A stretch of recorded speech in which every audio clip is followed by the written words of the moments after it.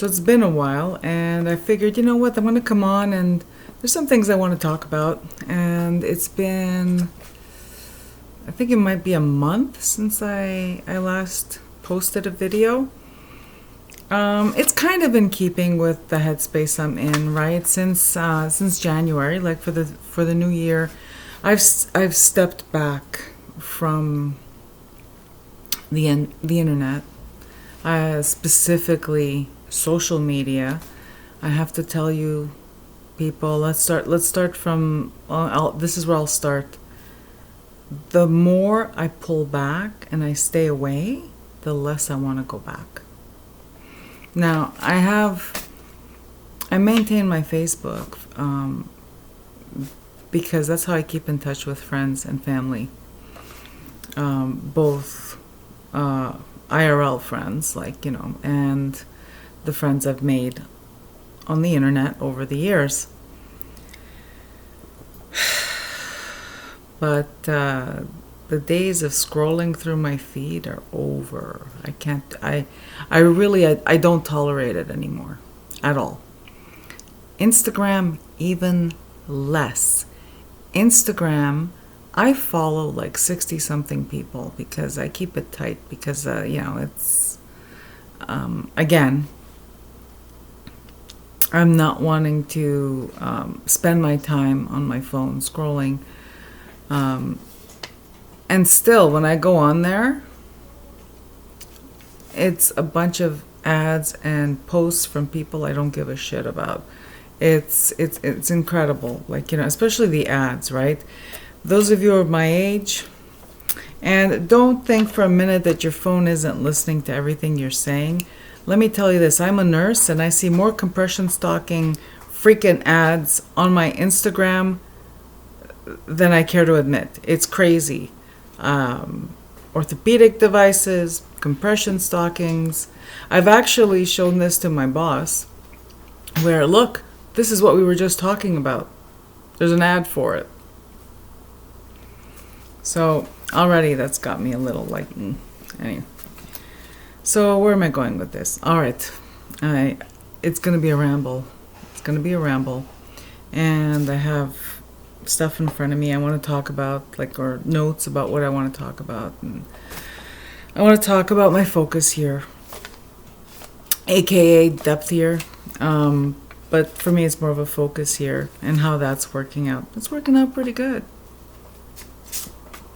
It started out as a no-buy, and then I had already shared in a previous video update that it evolved into just a no shopping year, and that means no shopping for numbing.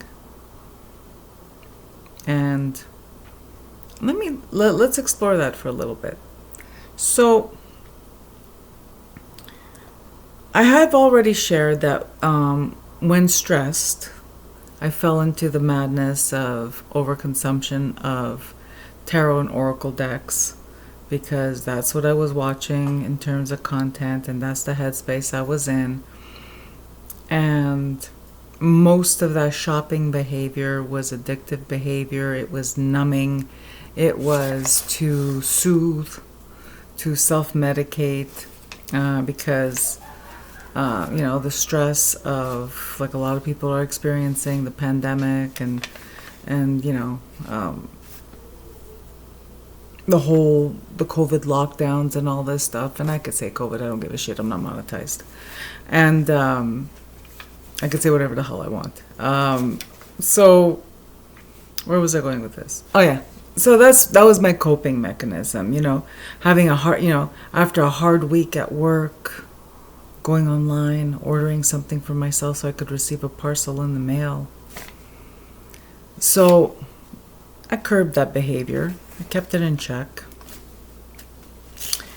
And recently I had some stress. Well, stress. It was fatigue. It was, it was very busy. There was no time. I was tired, so I had to rest. There wasn't any time to just whatever, to decompress. And I almost fell back into that habit. Now, let me explain what happened to me. I can best describe it as I was missing that behavior. See, I don't feel like doing it anymore. I don't feel comfortable with it. I have to say that I have a total aversion to, like, I'm not watching deck collection videos. I can't. I'm just not there anymore, people. These are spiritual tools. They're sacred to me, and whether it's this or my writer.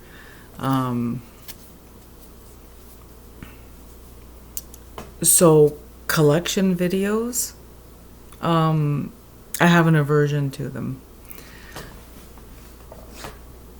Mainly because the focus is on the decks, not tarot, not the actual act of using the cards for spiritual guidance, for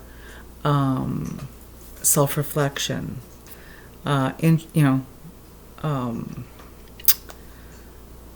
introspection.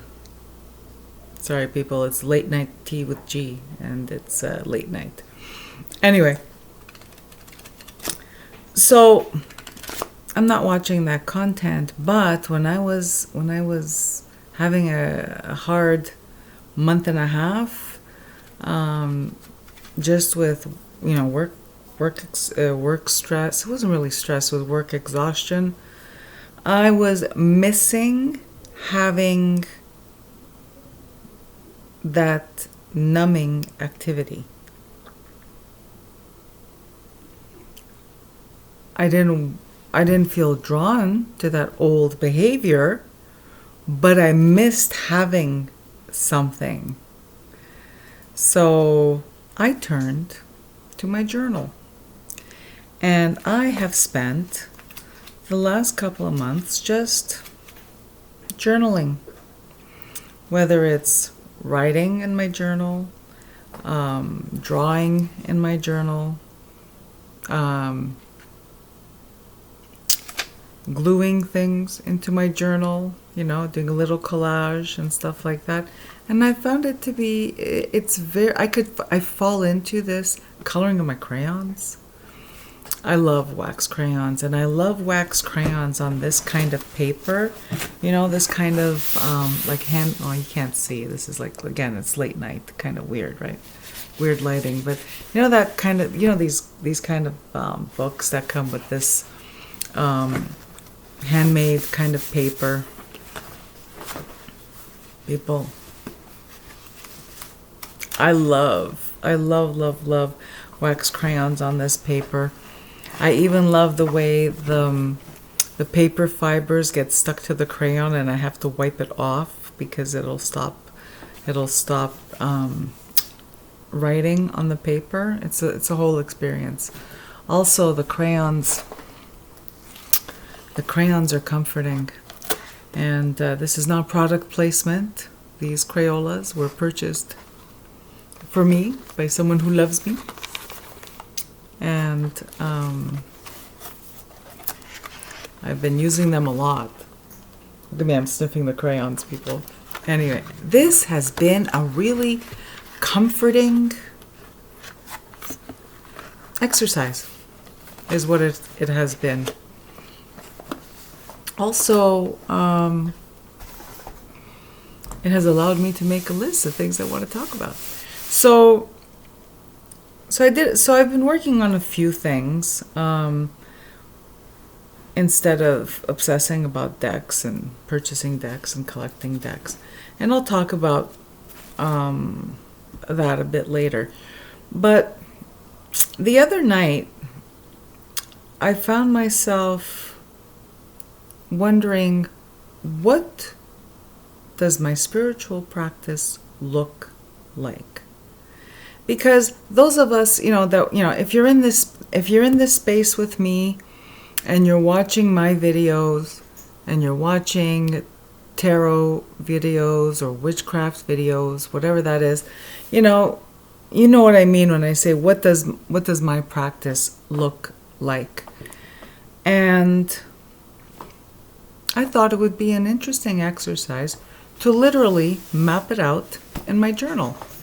I'm not gonna show you what I mapped out, because I'm gonna tell you something that for me I believe is very this is true for me, and everyone does what they want. But my spiritual and magical practice is extremely personal. Extremely personal. Yes, I wrote a book on Italian folk magic, but what I do daily, my rituals, it's extremely personal. But I can share I can share concepts with you, but I'm not, not more than that. I'm sorry. But you'll get the gist of it. So I started with a blank page. And it started with, okay, I'm looking for ideas to simplify my practice, because I was under the impression that my practice needed simplifying. And that's just because there's something in me that's feeling this need to simplify, right? It's that whole urge to declutter, that whole urge to purge things that no longer serve,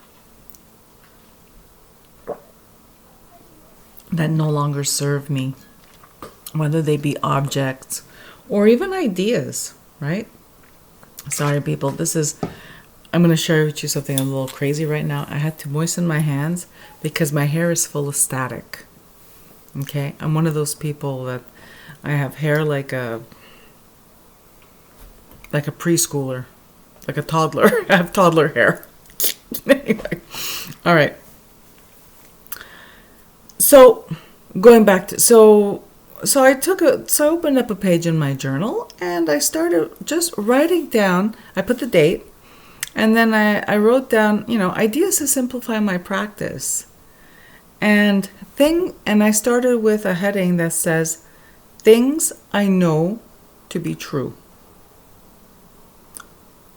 About what my spiritual life looks like and what my spiritual beliefs and practices are. And I started with just core things. What brings me joy? Now, one thing that brings me joy is the wildlife where I live. I am constantly aware of wildlife because I get to see a lot of wildlife. I don't live in the woods, people, but there's deer in my front yard. There's bear sightings in my neighborhood.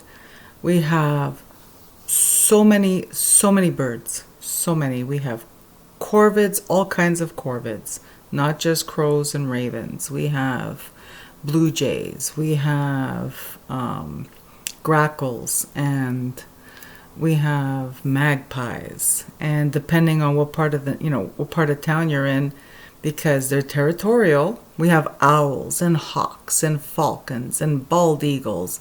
Like just my drive to work, I get to see a bald eagle every day, just soaring, just riding the air currents. So freaking beautiful. So this is part of what I put down as this is what makes me feel connected to everything, to spirit. Try it. Just try it. And I just started putting down things. So things I put down my list of things in nature. What I believe about these things.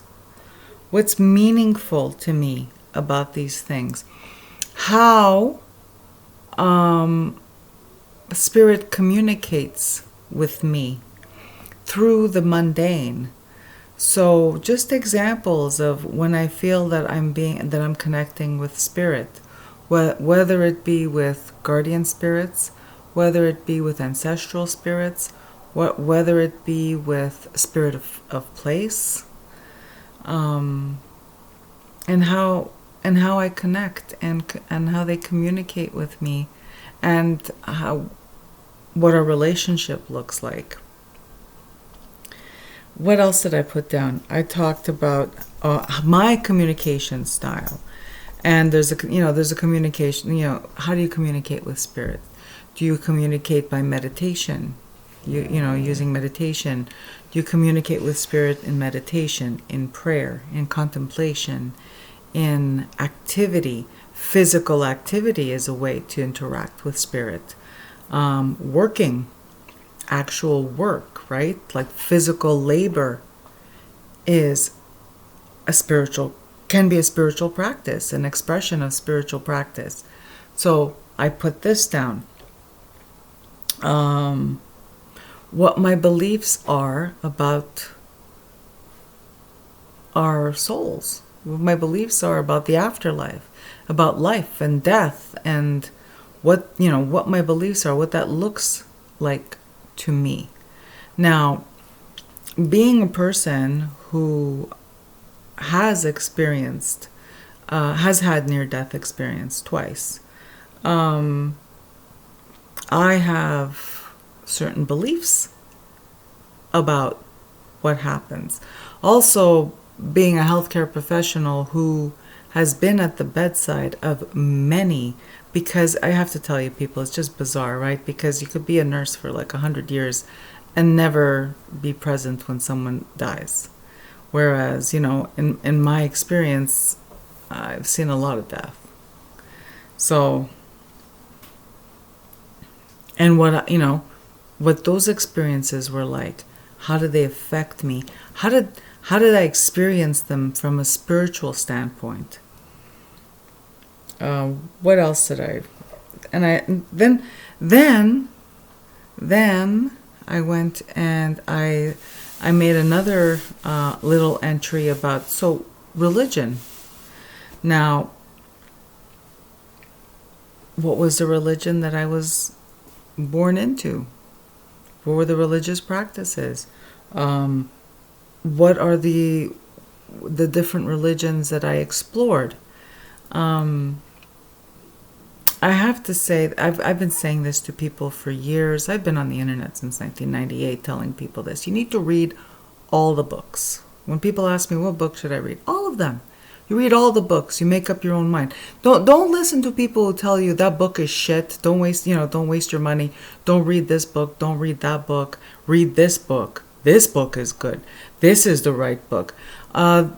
Lately, there's been such a strong push to cancel, let's say, witchcraft authors from the 90s.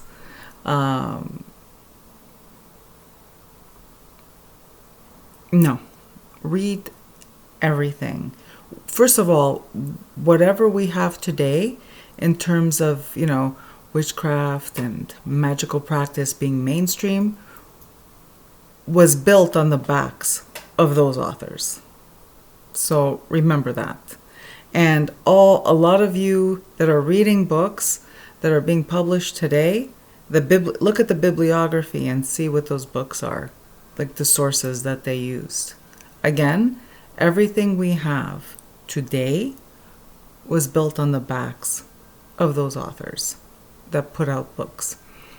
I know I'm going on a tangent now, but this is part of the stuff that I explored, because I came of age at a time like, it was the late 80s, the early 90s, when I started going to the metaphysical shop and buying books.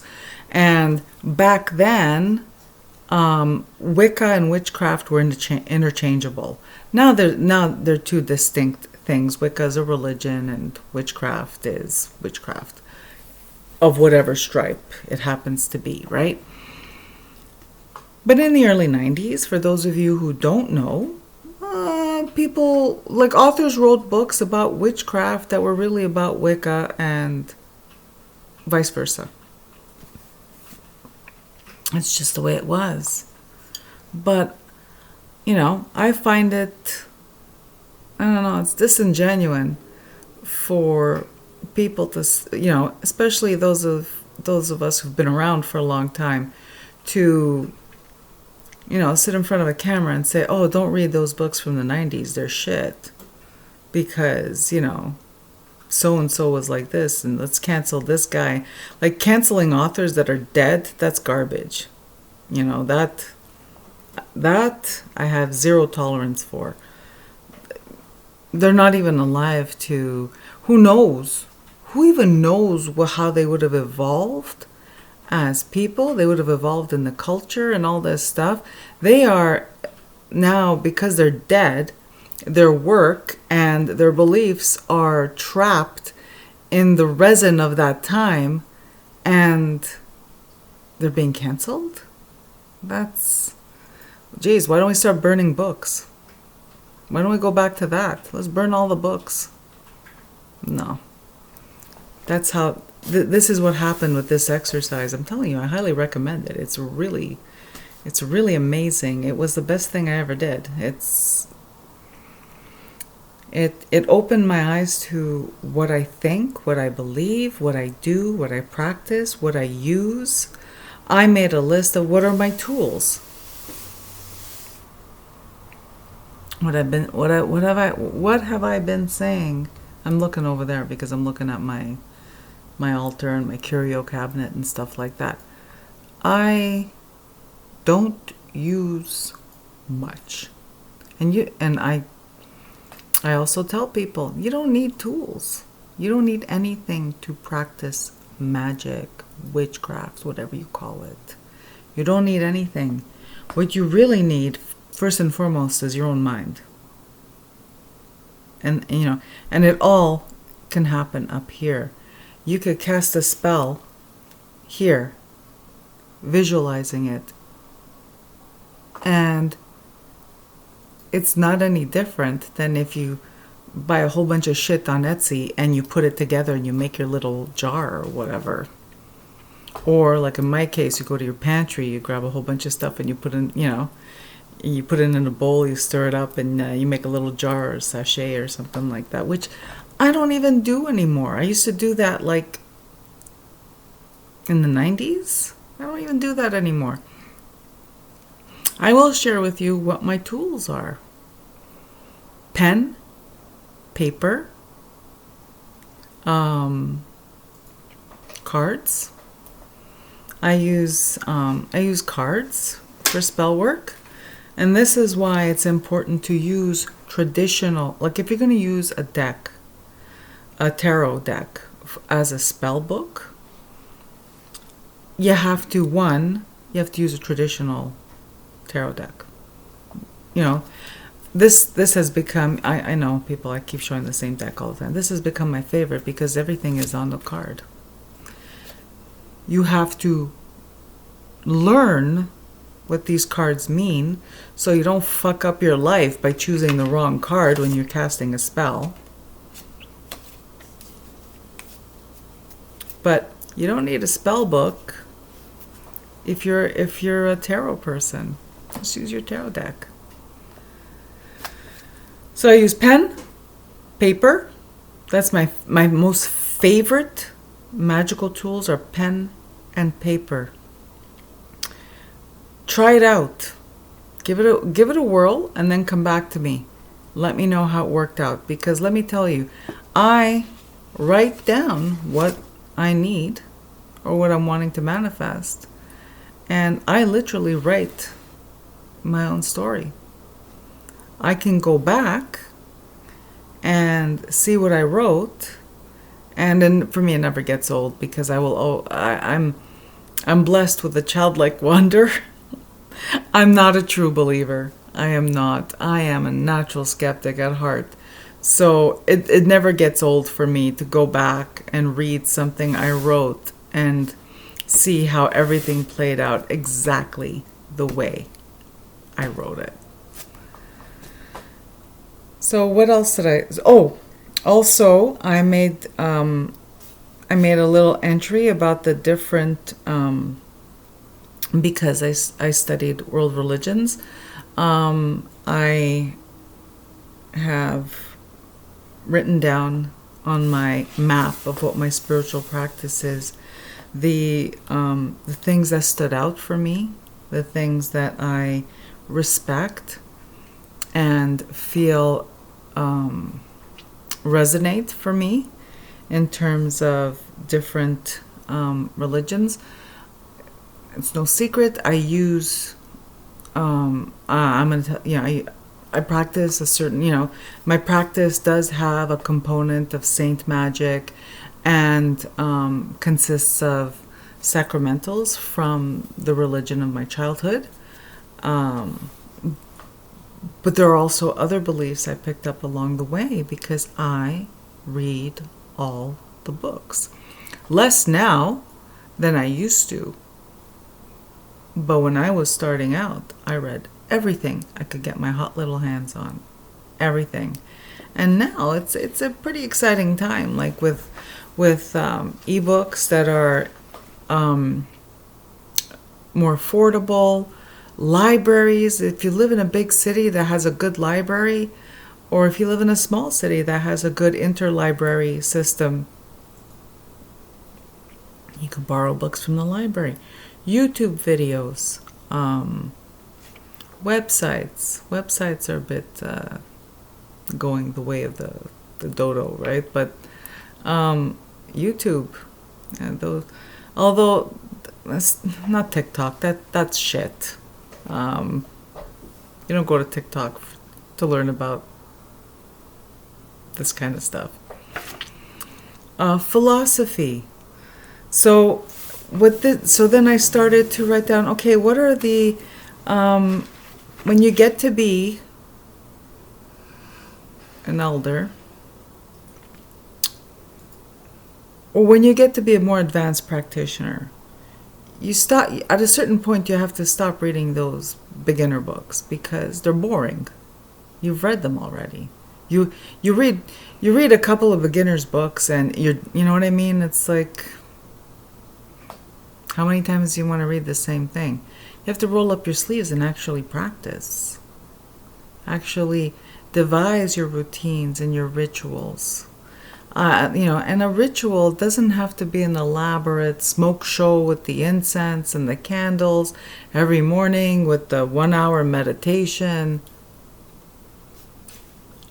I literally have a 10-minute ritual I do in the morning just to start my day, because that's all the time I have. But I do it, and without fail. What other things? So then I started making a list of adjacent subjects: astrology, astronomy, geology, how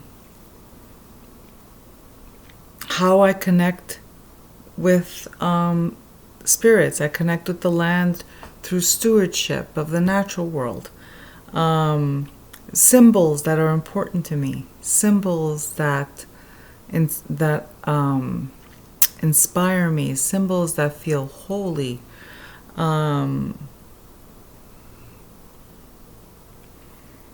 Other things that I do that are part of my spiritual practice. Preparing food. Cooking is integral to my spiritual practice. Making art. And you don't have to be good at it. What I'm saying is, like, if you have talent, of course it's a little more sad. No, that's not true. It's not. If you have talent, you're more likely to do it. But I feel that, like, singing, playing an instrument, making art, you need to do it because you love it. It doesn't matter if you're good at it or not. It has to, if it feeds your soul, if it nurtures you, if it nourishes your soul, then it's done its job. And that's what really matters. Let me see. For me, okay, and this is the last thing on my list here that I'm going to share, is I experience the world through all my 6 senses. And when one of those are cut off, like if I'm, if I'm neglecting any of those senses, if I'm spending too much time in my head, then it's time for me to get back in my body. If I'm spending too much time in the physical, then it's time for me to get back into my head. And I try to always be mindful, where am I? And I have to admit, I tend to spend most of my time in my head. So I have to remind myself, and sometimes often force myself, to do activities that put me back inside my body. And that could be as simple as gardening, exercising, going for a walk. If you're differently abled physically, you do what you can. Anything that gets you back inside your body gets you back inside your body. And I'm going to explore in my series of my experiential meaning of the cards of how these concepts, or that I'm talking about, how the experiencing the world through my six senses, how it shows up in a tarot reading, when what's the card that shows up when I'm spending too much time in my head? What's the card that shows up when I'm not spending enough time in my head or in my crown chakra? And let me pause for a minute. So I mentioned the crown chakra. I don't mean the New Age chakras. I mean like the actual chakras. But that's not for this conversation. But I just wanted to say that, again, I say a lot of, I'm often a little derogatory or a little dismissive of New Age, but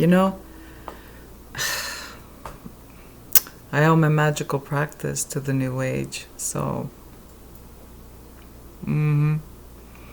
because I learned how to really manifest from a book I picked up at a New Age bookstore in the 80s, and that's Creative Visualization by Shakti Gawain. The best book, the best magic book no one's talking about.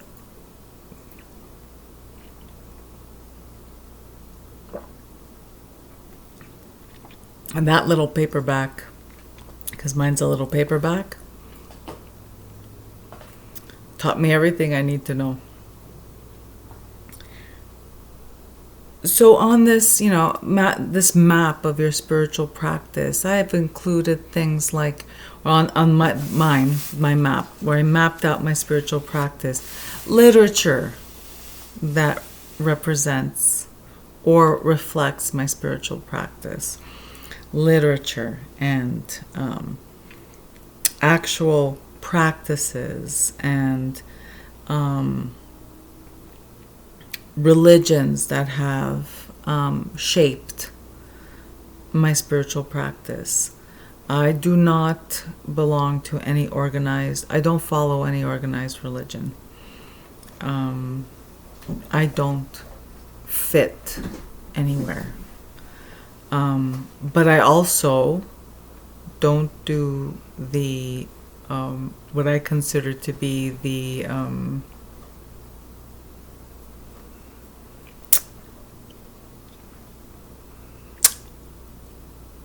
I don't do the borrowing bits and pieces from religions, because that's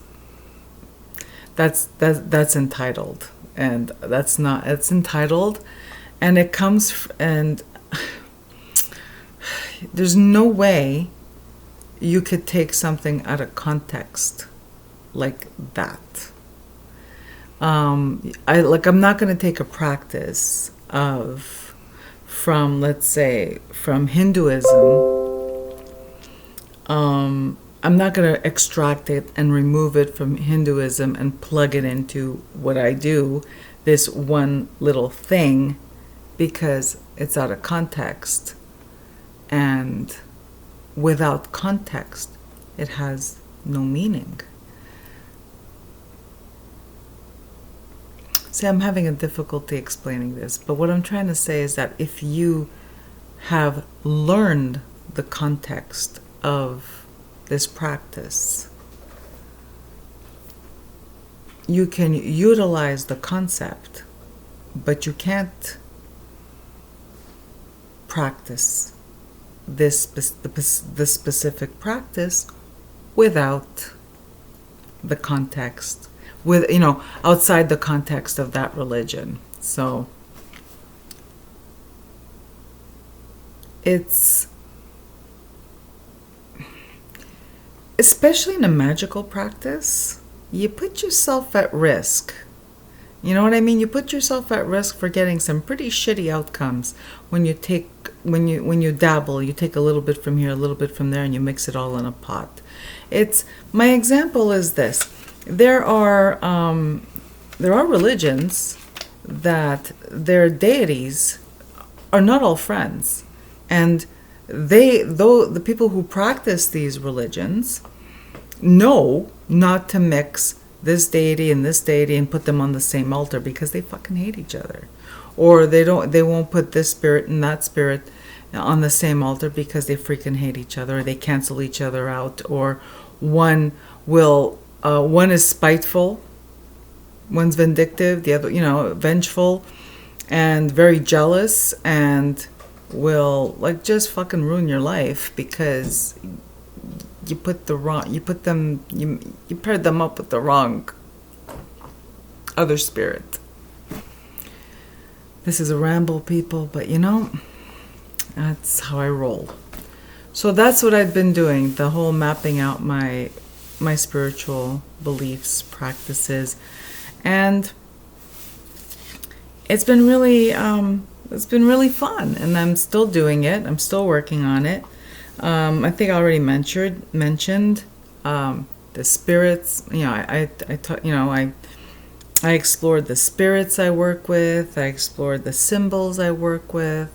I explored what gives my life meaning, my spiritual life meaning, and it's been a nice place to hang out in my mind palace, because I spend a lot of time up here. The other thing is, I'll probably save that for a different video, because this one can just be its own thing. But in the comments below, if you want to share, have you ever thought about what your beliefs are? And beliefs, they change. My beliefs changed, obviously. I'll give you an example. I started out with being really certain of myself, because you know everything when you're a teenager, right? Me, I knew everything when I was a teenager. Everything. I knew everything about life. I knew everything about the world. I knew for sure what happened when we died. I knew everything. But then, you have experiences that knock you on your ass and teach you lessons, and that's what life is all about. And when I was in my late 20s, my dad was diagnosed with brain cancer, right in the middle of a time in my life where I was having an existential crisis. I was having an existential crisis. This was personally what was going on with me. I was having an existential crisis. I had I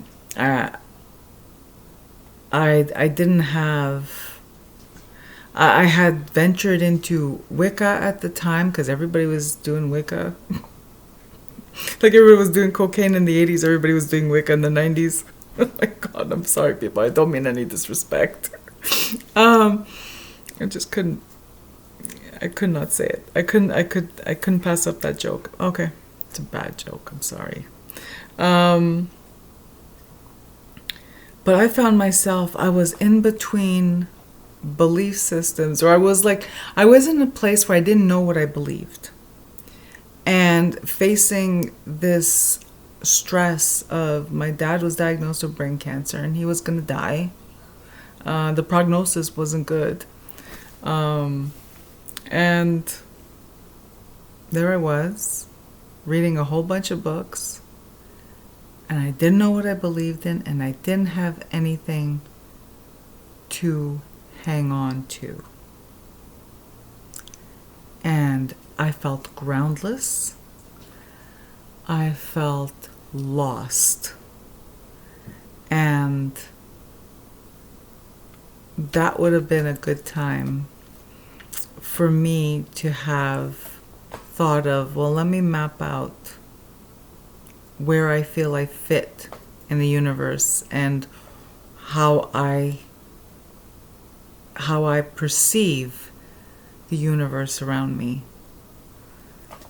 So if you're going through something right now and you don't know, you may have left an organized religion or you never had one, and you're flitting here and flitting there and reading all kinds of books and and you're all confused. You have friends that believe one thing, you have family members that believe something else, and you don't know what you believe. Start with mapping out how do you perceive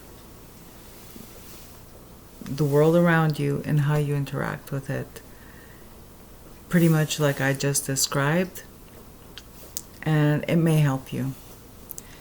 And now I'm going to go back to it because I went on a tangent. In the comments below, if you do try this exercise where you map out your spiritual beliefs and how you, as a spirit in a body, how you perceive the universe around you, the world around you, how you interact with spirit, how you interact with the physical world,